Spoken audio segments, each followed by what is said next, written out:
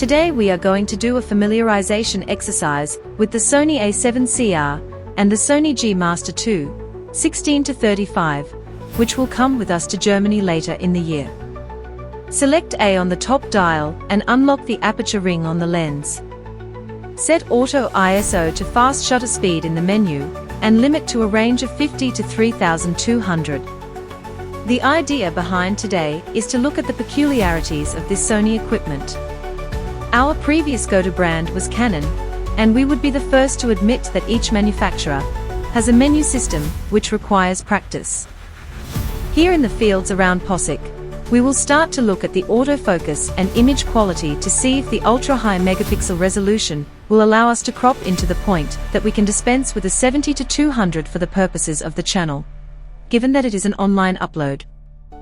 So having spent the day playing around with some of the options, can we make any observations with regard to the semi-auto features available with aperture priority, and with this camera lens setup in particular?